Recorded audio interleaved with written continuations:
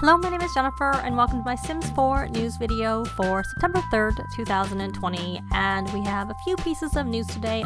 We had a game update, which was for PC, Mac, and console. And we had some information coming out about the new pack because some game changers were able to release their early access information. And we also got a letter from the Sims team with some information about what is coming in the fall. I am going to start with the game update. I'm going to touch on what's new, what was fixed, which wasn't very much, and also the impact on mods. Most broke, but luckily most have been fixed already, so you will need to update them if you use mods.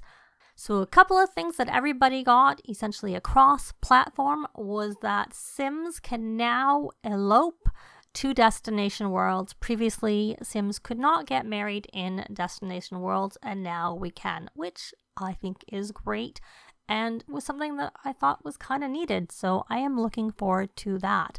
Along with that, we got a very exciting update with windows in that we can now stack them above each other without the use of the BB Move Objects cheat. And not only can we stack them above each other, they are now such that you can see through them when you stack them, which is the more important aspect of that. If you use the Move Objects cheat, you can put them closer together. If you don't use the Move Objects cheat, there will be like spaces between them depending on the window and where it fits, even with the Alt key. But that is something that I am very excited about. There was also something for PlayStation 4 players where they found some additional memory, so it should help people who were unfortunate to crash during travel and transitioning in and out of build by on some of their more built up saves. So I have seen a lot of people having that issue, so hopefully that is helpful for them. And then for PC and Mac, they have a new folder auto-generated in your Documents Electronic Arts The Sims 4 folder, essentially where your saves and your screenshots and mods, if you use them, where they would be. It's called Config Override, and you can put the default INI, the graphics card SGR, and graphics rules SGR in those folders. They will not go there automatically. You will have to move them, and those are actually where your game folders currently are, i.e. Origin Game, Sims 4 Game, and then Bin. They would be located there, but that isn't relevant unless you actually want to make those changes. You can just ignore that part. For the most part, most people just would ignore that part. But for those who like to edit those files, you can place them there and make it easier for you to find them. Now, as I did say, there weren't actually a lot of bug fixes. I kind of wasn't expecting it because we had just seen the tweet by SimGuru Nick saying that they were like able to recreate some things, and that was only a couple of weeks ago. And this update was pretty soon afterwards. So hopefully we're going to be getting another game update that's going to be concentrating on those bugs that will fix them. Because we know that we're also supposed to be getting some bug fixes with respect to the skin tones, but there's more on that in the letter from the Sims community, which I'll go over later. The Sims team, I should say. So for Sims 4, you can see up there some of the bug fixes. Nothing really too major, I have to say, but you'll see them there on the screen. I will link, as usual, down below to these patch notes.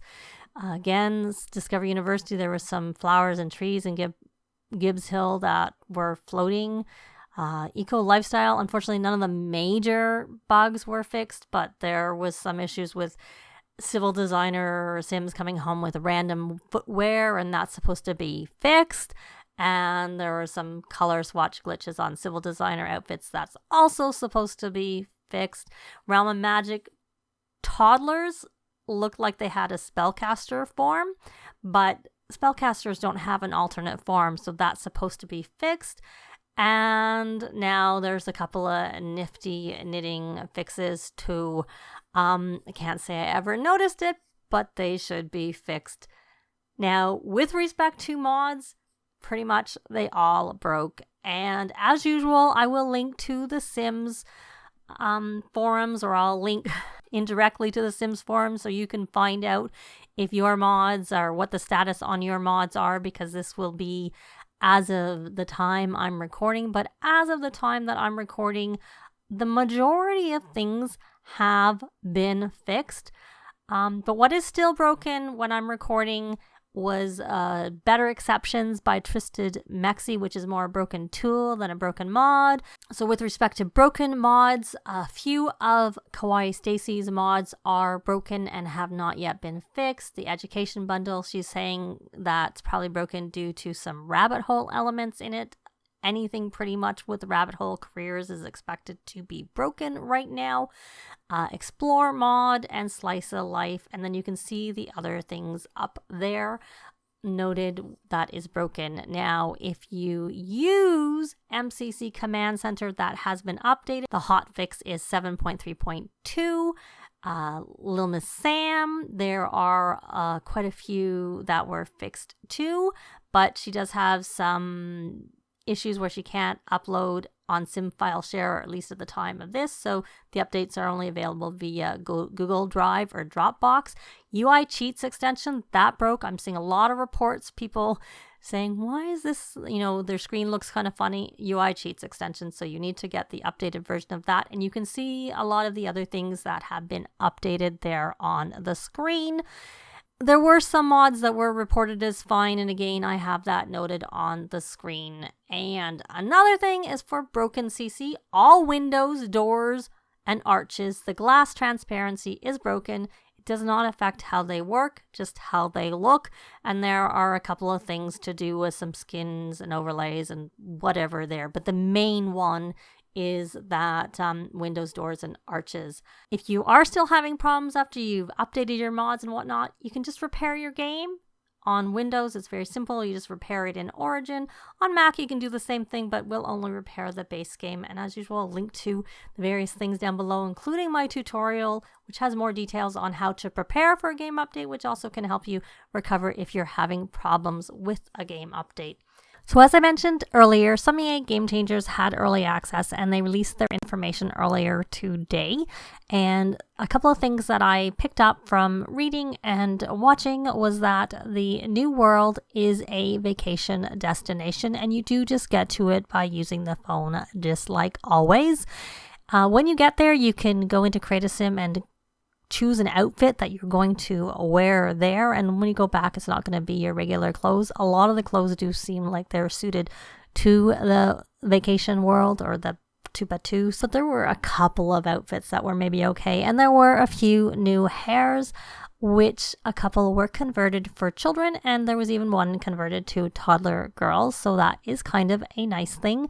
The New World has like 3 kind of neighborhoods, but the buildings you can't edit them. I think maybe you can edit them with cheats, but I'm not actually sure if you can even do it then. And essentially there is 2 new aspirations. There's a new aspiration category, Star Wars, and it has 2 aspirations underneath that. And there is a new currency that you use when you're in Batuu, which you earn by doing the quests, which go in the form, they go on your career tab when you see it. But that was really all I had seen about it. Of course, I haven't seen anything about a live stream by the Sims team. That's usually where I get most of my information from. So I guess I'll be going into this pack a little bit blindly when I get it. So another thing that happened is that there was a blog post, essentially a letter from Sim Guru Lindsay and the Sims team to the simming community.